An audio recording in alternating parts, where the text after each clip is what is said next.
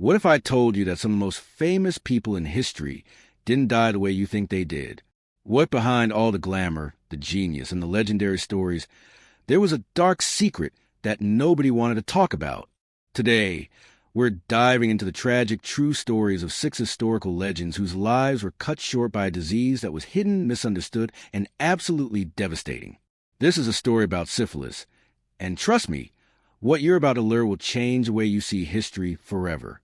Before we get started, I want you to know that this isn't just about a disease. It's about real people with real dreams who lived in a time when getting sick with certain illnesses meant not just physical suffering, but total social rejection. These were people at the top of their game, living their best lives, until everything came crashing down. So buckle up, because some of these stories are going to break your heart. Let's start with someone you probably heard of, even if you're not a history buff. His name is Al Capone, and he was one of the most famous gangsters in American history. When you think of Capone, you probably picture a tough guy in a fancy suit running illegal businesses during the time when alcohol was banned in America. He was powerful, he was feared, and he seemed untouchable. But here's what most people don't know. This man who controlled an entire criminal empire ended up losing his mind in the most tragic way possible. Al Capone wasn't brought down by rival gangsters or police bullets. He was brought down by something much smaller and much more invisible. Somewhere along the way, probably when he was young and living that wild lifestyle, Capone caught syphilis. Back then, people didn't really understand how serious this disease could be. It starts small, maybe just a sore that goes away on its own. So people would think, oh, I'm fine now, and they just go on with their lives. But syphilis doesn't go away. It hides inside your body, waiting. For years, Capone seemed fine. He was making money, building his empire, living large. But the disease was working in the background, slowly damaging his body and his brain. By the time doctors figured out what was wrong with him, it was already too late. The bacteria had gotten into his brain and started destroying it from the inside out. Imagine being one of the most powerful men in America, someone everyone feared and respected, and then slowly losing your ability to think clearly, to remember things, to even understand what's happening to you.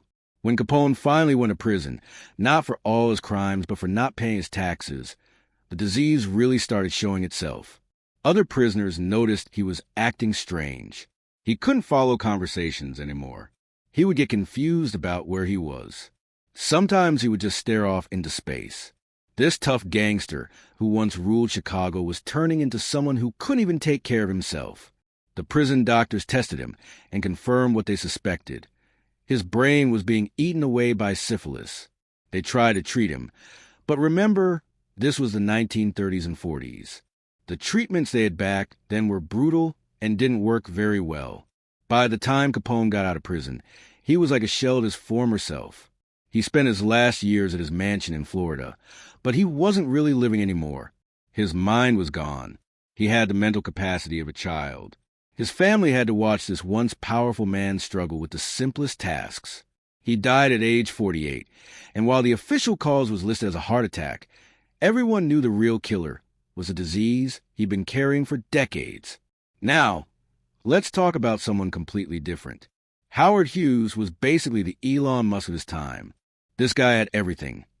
He was incredibly rich, he was handsome, he dated movie stars, he designed airplanes, he made movies, and he seemed to have the golden touch with everything he did. He was living the dream that most people can only imagine. But if you know anything about Howard Hughes, you know that his story takes a really dark turn. Hughes became famous for being a recluse, which means he basically locked himself away from the world. In his later years, he lived in the top floors of hotels, never coming out, never seeing people, living in total isolation. When he finally died, people were shocked at what they saw. This man who had been so handsome and put together was now just skin and bones. His hair and nails had grown incredibly long because he refused to let anyone cut them. He looked like he had aged 50 years in just a decade. For a long time, everyone blamed Hughes' strange behavior on mental illness. They said he had severe obsessive-compulsive disorder, that he was paranoid, that he was just eccentric. But here's the thing. Doctors and historians who have studied his case now believe that syphilis played a huge role in his decline. The symptoms match up too perfectly. The paranoia, the strange behavior, the physical deterioration, the way he stopped taking care of himself. All of these are classic signs of what happens when syphilis reaches your brain. Think about how tragic this is. Here's a man with literally billions of dollars. He could afford the best doctors, the best treatments, the best of everything. But the disease was hidden either because he didn't know he had it or because he was too embarrassed to get help. Back then, having syphilis was seen as shameful because people knew you got it from intimate contact. So even rich, powerful people would rather suffer in secret than admit they had it. Hughes basically imprisoned himself in his own hotels, slowly wasting away, when a simple treatment with antibiotics could have saved him if only he'd been willing to ask for help or the disease had been caught earlier. The saddest part? Hughes had yes-men around him, people who depended on him for their jobs. They weren't going to force him to see a doctor if he didn't want to. They just let him deteriorate because they were afraid of losing their positions. So this genius inventor and businessman spent his final years living like a ghost, isolated and sick, when he could have been continuing to create amazing things. It's a reminder that all the money in the world can't help you if pride and shame keep you from getting medical treatment. Now we come to number 3, and I have to warn you, this one is especially heartbreaking. His name was John Barrymore, and if you're into old movies or theater, you might have heard of him. They called him the Great Profile because he was incredibly handsome and talented. Imagine if the best actor today, someone who could do Shakespeare and comedy and drama all equally well, suddenly started falling apart right in front of everyone's eyes. That's what happened to Barrymore. John Barrymore came from a famous acting family. His talent was legendary. When he performed, audiences were mesmerized. He could make you laugh. He could make you cry. He could do it all. And yes, he liked to party. He drank a lot, and he was famous for dating lots of women. Everyone knew he lived a wild lifestyle. But hey, he was a star, right? That's what stars did back then. But something started going wrong in the late 1930s. Barrymore, who could perform entire plays from memory, started forgetting his lines. At first, people thought maybe he was just getting older or drinking too much. But then it got worse. Much worse. He couldn't remember anything. Directors had to hire special people whose only job was to feed him his lines while he was acting. They'd use hidden earpieces or hold up cue cards just off camera. This master actor couldn't even remember a single sentence. His behavior became really strange, too. One minute he'd be his old charming self, cracking jokes and being brilliant. The next minute he'd be confused and wouldn't know where he was or what he was doing. His friends and family watched in horror as this giant of the theater world crumbled. By the time he died in 1942 at age 60, he was barely able to work at all. Here's what makes this so tragic. Everyone blamed alcohol for Barrymore's decline. It was easier to say he drank himself to death than to admit the truth. But when you look at medical evidence and expert opinions from doctors who studied his case, they're pretty sure he had neurosyphilis. That's when syphilis gets into your nervous system and brain and just destroys it. The memory loss, the personality changes, the rapid decline, these all point to syphilis, not just alcoholism. The Barrymore family was like theater royalty in America. Admitting that their brightest star died from a sexually transmitted disease would have been unthinkable back then. So they let everyone believe it was just drinking. And you know what? That lie has stuck around for decades. Most people today still think Barrymore just drank too much, when the reality is that he was probably suffering from a disease eating away at his brain, a disease that could have been treated if anyone had been willing to acknowledge it. Imagine being so talented, so gifted, and then losing your mind piece by piece while everyone watches. Imagine your family being so worried about what people will think that they won't even tell the truth about what's killing you. That's what makes number 3 so absolutely tragic. Barrymore deserved better. He deserved proper medical care and honesty. Instead, he got secrets and shame. Let's move on to someone you might know from English class. Oscar Wilde was one of the wittiest, most clever writers who ever lived. His plays are still performed today because they're just that good. He could craft a sentence that would make you laugh and think at the same time. He was famous, successful, and celebrated, But his life took a terrible turn when he was sent to prison for being gay at a time when that was illegal in England.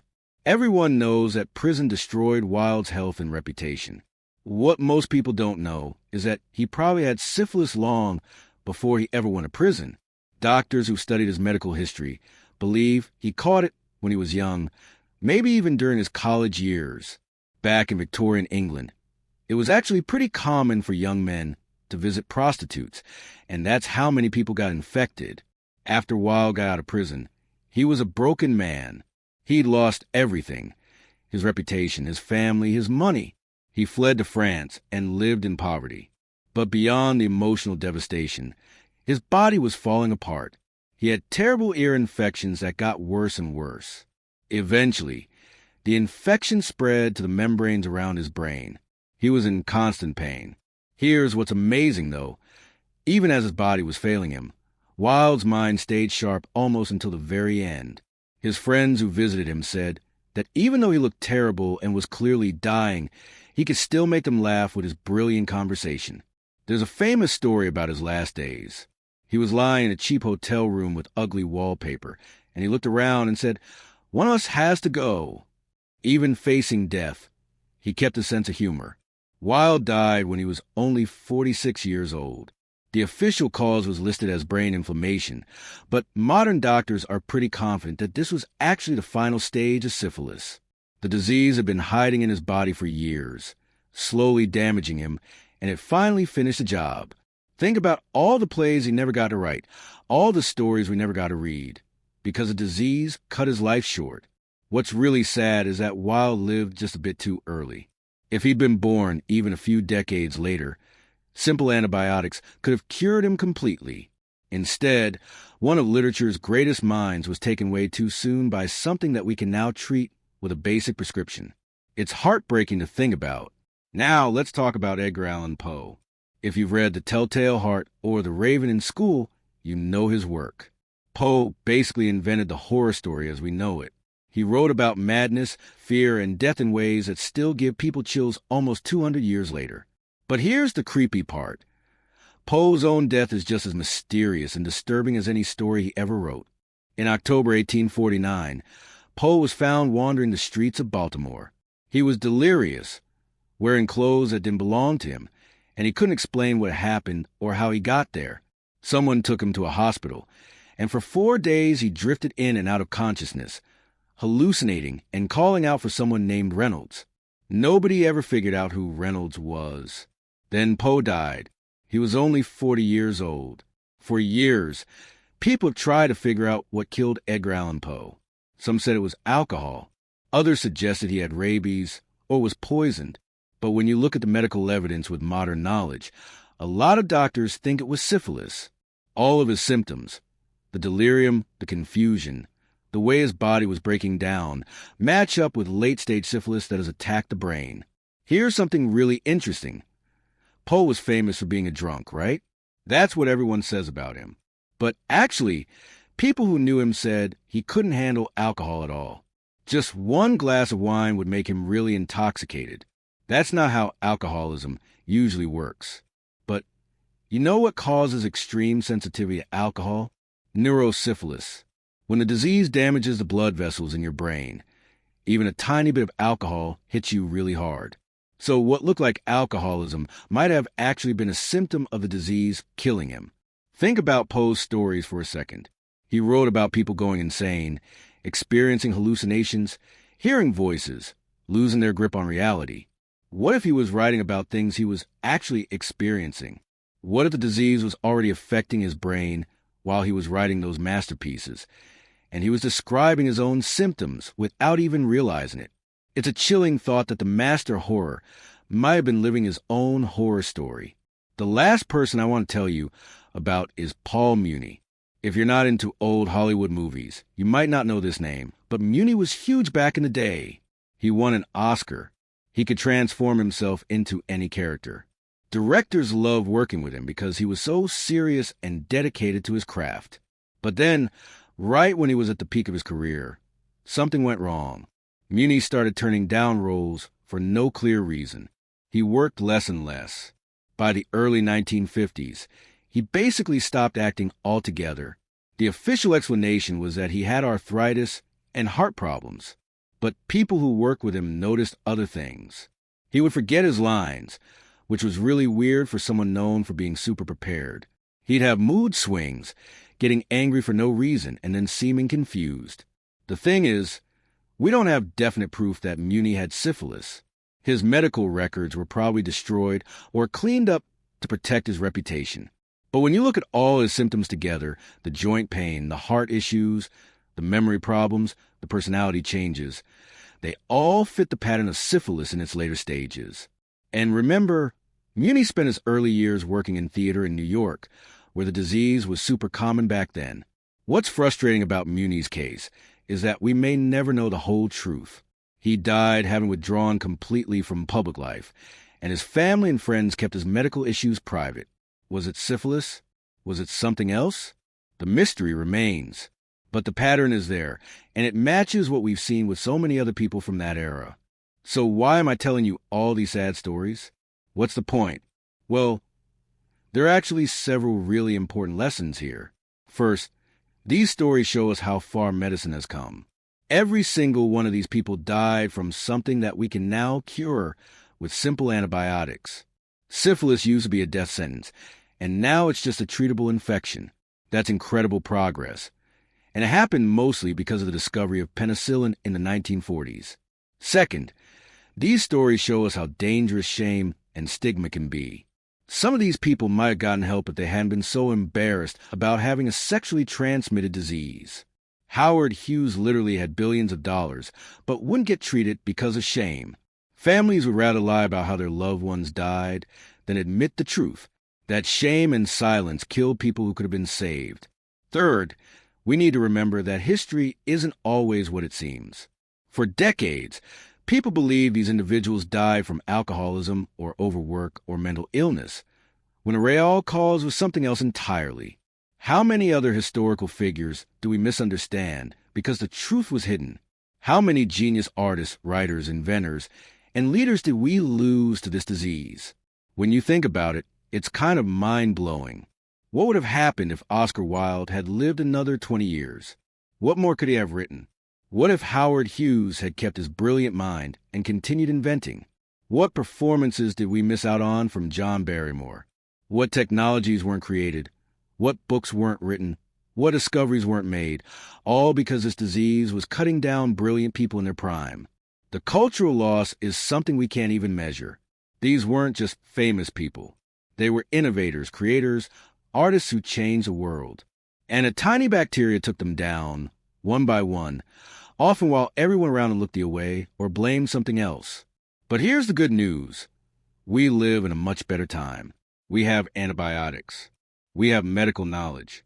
We understand that diseases aren't moral judgments on a person's character. Getting sick doesn't make you a bad person. It just means you got sick, and you deserve treatment without shame or judgment. These 6 legends, Al Capone, Howard Hughes, John Barrymore, Oscar Wilde, Edgar Allan Poe, and Paul Muni, they all lived in a darker time when disease and shame went hand in hand. Their stories are tragic reminders of how important it is to talk openly about health, to seek treatment without fear, and to support medical research that can save lives. So the next time you learn about a historical figure who died young or had a mysterious decline, remember that there might be more to the story than what's written in the textbooks. History is full of secrets, and sometimes the truth is hidden because people are too afraid or ashamed to tell it. If you found these stories as fascinating and heartbreaking as I did, please hit that like button and share this video with your friends. These are stories that deserve to be told and remembered. And if you want to see more deep dives into history's hidden truths, make sure you subscribe and turn on notifications so you never miss an upload.